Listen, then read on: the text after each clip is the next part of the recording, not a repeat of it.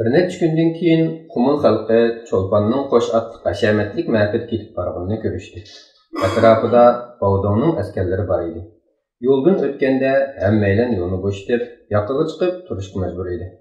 U Bovdong bilan to'y qilgan edi. Bu to'yni Qumul xalqi undoq oson qabul qilolmaydi.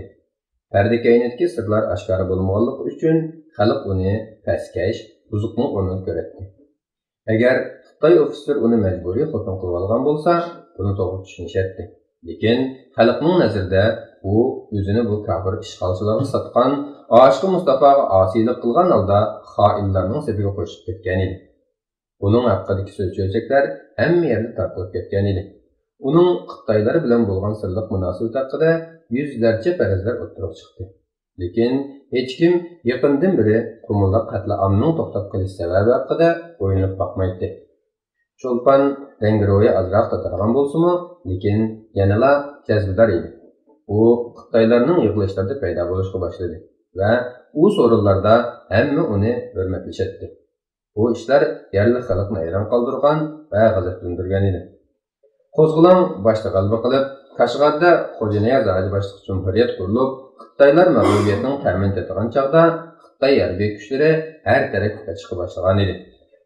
Bovdong Urumchiga qochgan bo'lib, Cho'lponni birga elib ketgan edi. Qumul xalqi uning Qashqarga vaqtida Bovdong bilan birga qochib ketib borganiga shohid bo'ldi. Uningga la'natlar yig'ishga boshladi. Ayollar uning keynidan tükürishadi. Ba'zi bolalar qahramonlik qilib uningga tosh etib qochishadi. Jallod Shangsay bilan Ruslar o'rtasida ittifoq tuzilib, aeroplanlar, tanklar kelishga boshlaganda ahvol o'zgardi. Qo'zg'olonchilar chekinishga majbur bo'ldi.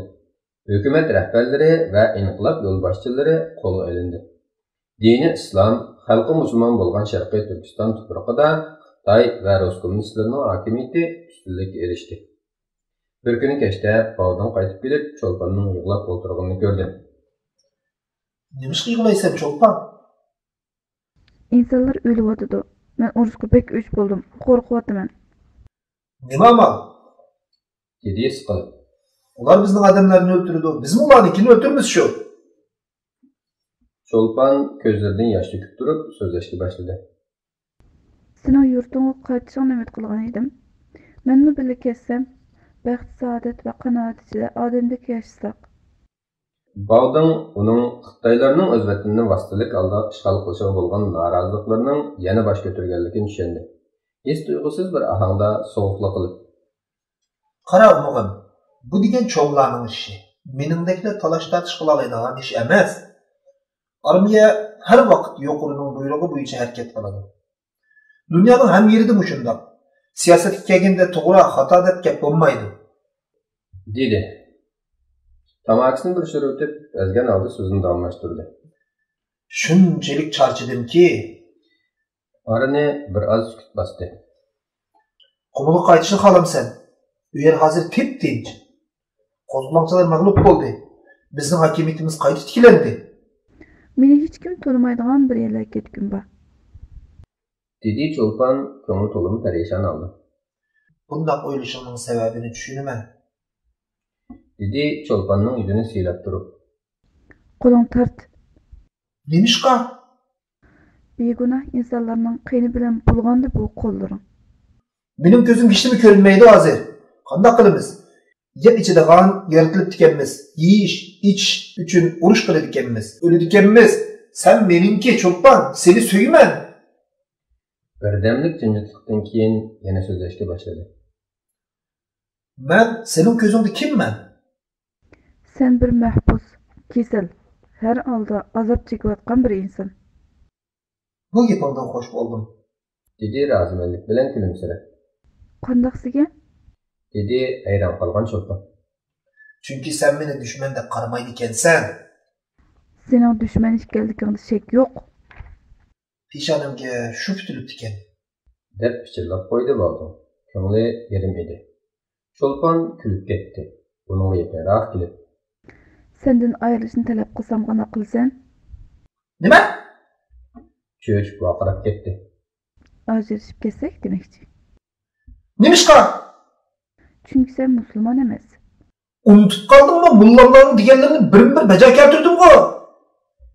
lekin kofirlar taraf turib urushyapsan. Men faqat qo'shindagi bir askarman xolos.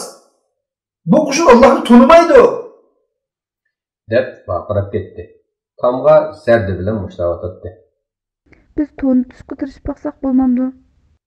Nim foydasi? Masxirlik holda mo'risini qaqib qo'ydi. Baxt saodatning yo'lini o'gitib qo'ymiz emasmi?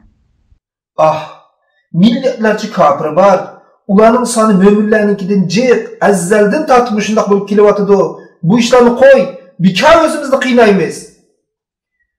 Baldın bo'g'ziga katlashib qolgan tugunchakni yutib, agar ketishni gapini to'xtatmay turib, Cho'lpon unga yaqinlashdi va Seni yaxshi ko'raman, lekin xalqimdan bir kishining o'limiga sabab bo'lib qolsang, yaningda 1 minutni turmayman, dedi.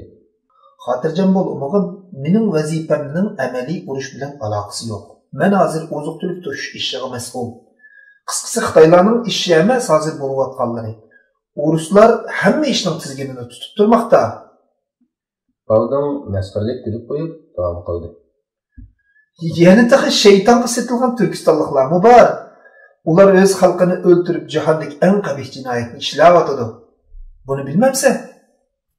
Cho'lpon yuzini yostiqqa cho'mkab, bo'g'ilib yig'lab ketdi.